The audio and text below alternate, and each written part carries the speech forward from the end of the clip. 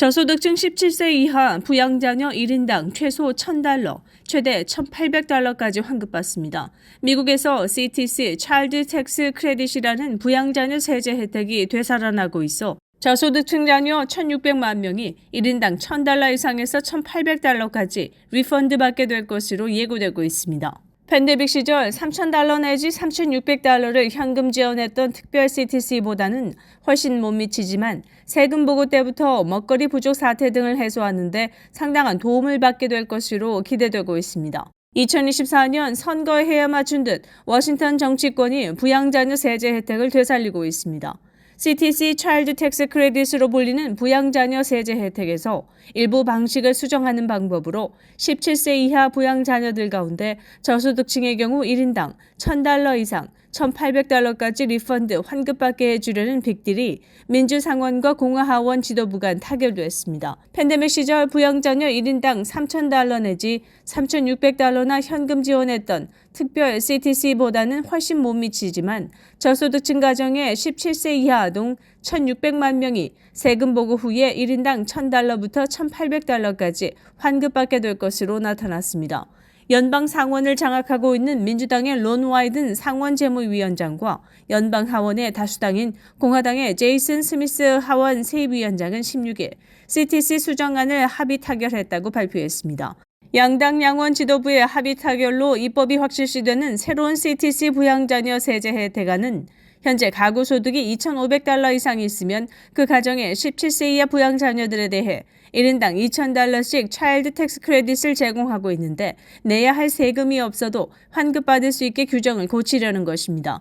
현행 세법으로는 1인당 CTC $2,000에서 $1,600까지 리펀드 받을 수 있도록 규정돼 있는데 이를 2023년에는 $1,800, 2024년 $1,900, 2025년에는 $2,000로 조정됩니다. 새 합의안이 시행되면 첫 해에는 가구 소득이 $2,500 이상인 저소득층 가정에서 17세 이하 부양자녀들이 1인당 최소 $1,000 이상, 최대 $1,800까지 텍스 리펀드 환급받을 수 있게 됩니다. 최대 리펀드 한도는 2024년에는 $1,900, 2025년에는 $2,000로 첫 해에 $200, 그 다음 2년간 한 해에 $100씩 오르게 됩니다. 여기에 저소득층 가정에서 돌려받는 텍스 리펀드가 있다면 새로운 CTC $1,800가 더해지기 때문에 상당한 환급을 받을 수 있을 것으로 보입니다. 새로운 환급 혜택을 받는 저소득층 부양자녀들은 1,600만 명에 달할 것으로 추산되고 있습니다. 윈TV 뉴스투데이입니다. 비행기 안에서 승무원을 물어뜯고 난동을 부려 ANA 여객기를 회항시킨 미국 국적의 남성이 일본에서 체포됐습니다. 지난 16일 일본 TBS 뉴스 보도에 따르면 이날 밤 9시 5분 하네다 공항을 이륙해 시애틀로 향하던 ANA 118편 여객기가 태평양 위를 날다가 다시 하네다 공항으로 되돌아갔습니다. 이유는 탑승객 A씨의 난동으로 밝혀졌습니다. 일본 경시청에 따르면 미국 국적의 이 남성은 난동을 부리다가 여성 승무원들에게 붙잡혔는데 이 과정에서 여성 승무원 한 명의 팔을 물어뜯어 상해를 입혔습니다. 이 남성은 하네다 공항에서 근무하는 경시청 직원에게 인도돼 상해 혐의로 현행범으로 체포됐습니다. TBS에 따르면 일본 수사 관계자는 이 남성이 기내에서 수면제를 복용한 것으로 보이며 이 남성이 조사에서 전혀 기억이 나지 않는다고 진술했다고 전했습니다. 윈TV 뉴스투데이입니다. 전국 프리웨이 전광판에 유머러스하고 기발한 메시지 홍보가 금지됩니다. 연방도로국 FHA는 지난달 발표한 표지판 및 교통통제장치 규제를 포함한 새 규정을 통해 각 주 정부들이 변경사항을 이행할 수 있도록 2년의 기간을 부여한 것으로 전해졌습니다. FHA 관계자는 의미가 모호하거나 팝컬처 언급 또는 웃기려는 의도가 있는 전광판 메시지는 운전자에게 오해를 불러일으키거나 주의를 산만하게 할 수 있다며 오는 2026년부터 금지될 것이라고 밝혔습니다. FHA는 전광판 메시지가 간결하고 읽기 쉽고 명확해야 하며 운전자에게 전방 충돌, 악천 후, 교통체증, 과속, 운전장애와 같은 경고, 안전벨트 착용 권고 등 중요한 정보에만 사용돼야 한다고 강조했습니다. 이에 따라 사라지게 될 인기 메시지 중에는 오하이오주의 시댁에 가나요? 천천히 늦게 도착하세요. 애리조나주의 식사 말고 운전대에 손을 올려요. 펜실베니아주의 포커스 집중해서 운전해요 등이 있습니다. 세계 최초 인공지능 폰인 삼성전자 갤럭시 S24 시리즈가 베일을 벗었습니다.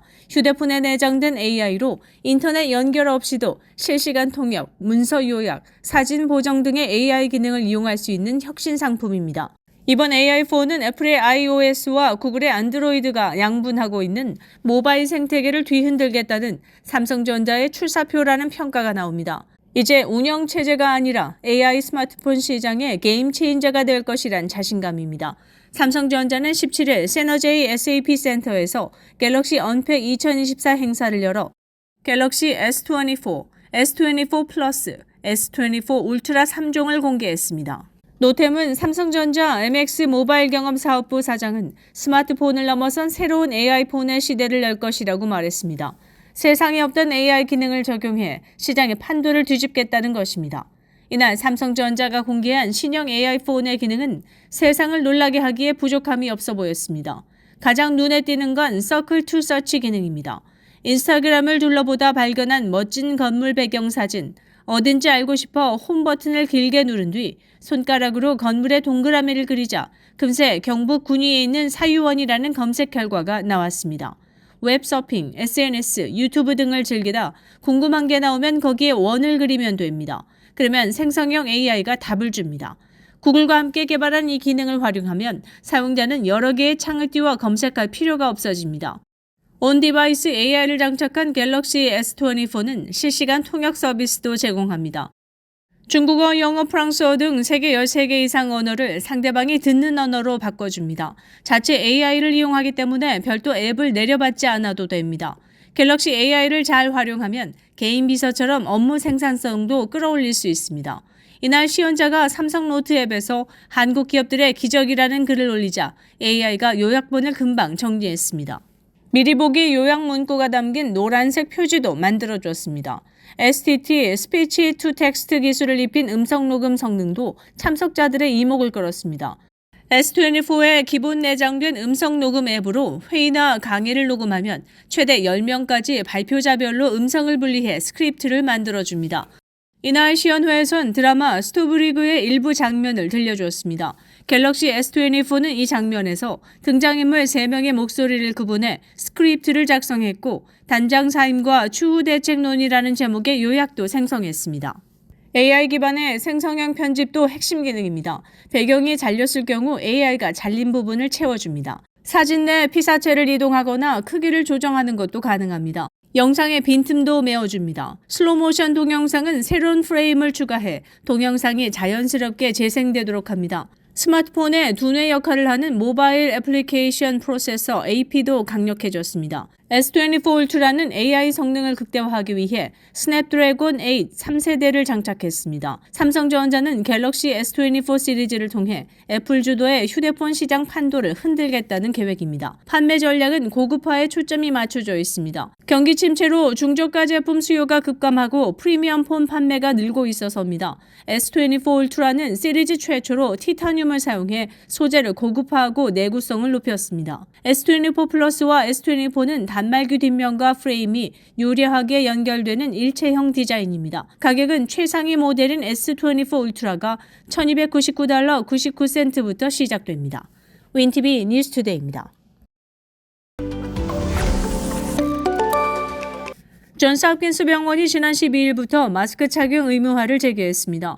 존스홉킨스 병원은 최근 들어 코로나19, 독감, 호흡기 세포융합 바이러스 등 호흡기 질환자가 급증하고 있다며 볼티모어를 포함해 메릴랜드 전역과 워싱턴 DC 등에 위치한 총 39곳의 존스홉킨스 병원에 마스크 착용 의무화 조치를 내렸다고 발표했습니다. 이에 의료진과 직원, 환자는 물론 모든 방문자들은 반드시 마스크를 착용해야 합니다. 한편 연방질병통제예방센터 CDC에 따르면 지난 12일 기준 전국에서 메릴랜드를 포함한 37개 주의 호흡기 질환 수준이 높음이나 매우 높음에 도달했습니다. CDC는 무엇보다 독감이 급증하고 있고 몇 주간 더 높아질 것으로 예상한다고 경고했습니다. 윈티비 뉴스투데이입니다. UC 여바인 온라인 포럼이 해커들의 공격을 당해 학생과 교수 3천여 명이 끔찍한 살인 비디오에 노출되는 초유의 사태가 발생했던 사실이 뒤늦게 알려졌습니다. 16일 ABC 뉴스에 따르면 UC 얼바인 학생과 교수들이 사용하는 디스코드 그룹 온라인 포럼에 유혈이 낭자한 끔찍한 살인 장면 영상이 게시됐습니다. 해커들이 올린 이 끔찍한 영상은 UC 얼바인 학생과 교수 3천여 명에게 노출됐습니다. 영상을 본 온라인 포럼 사용자들 일부는 구토를 하거나 정신적인 고통을 호소해 병원으로 이송되기도 했습니다. 해커들이 올린 영상은 사람이나 동물을 학대하거나 살해하는 장면이 담겨 있었던 것으로 알려졌습니다. UC 얼바인 당국은 해킹 사실을 확인한 후 디스코드 그룹 온라인 포럼에 대한 해킹 대응에 나서 현재는 정상화된 상태입니다. 대학 당국은 UC 얼바인 온라인 포럼을 해킹 공격한 해커들의 정체를 밝혀냈으나 이를 공개하지는 않았습니다. 대학 당국은 해킹 동영상에 노출된 학생과 교직원들에게 상담과 심리 치료를 권고했으며 정체가 드러난 해커 그룹을 경찰에 신고했습니다. 경찰은 이번 해킹 사건과 관련해 아직 입장을 밝히지 않고 있습니다.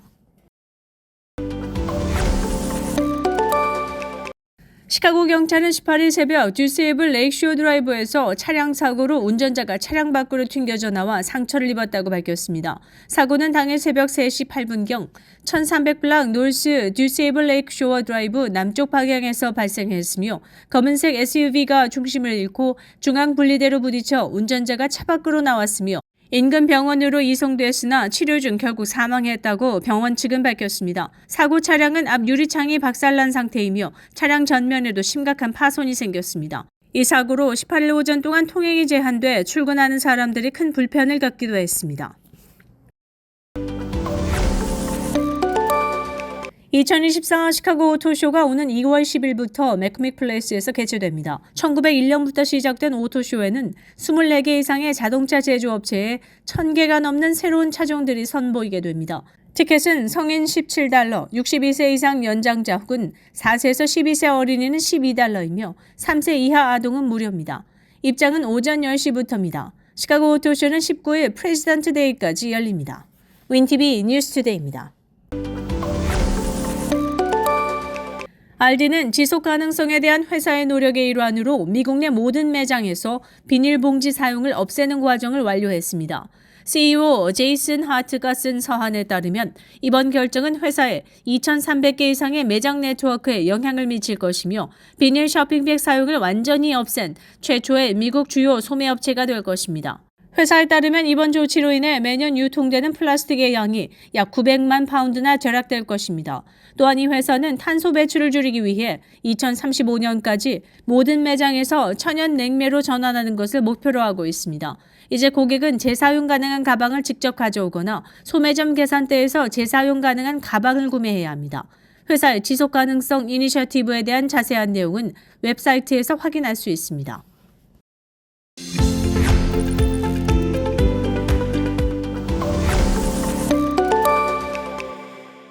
시카고 한인동포 일간지 한국일보는 전자신문으로도 배포됩니다. 시카고 한국일보 무료 신문은 가까운 한인식당이나 마켓에서 볼 수 있습니다.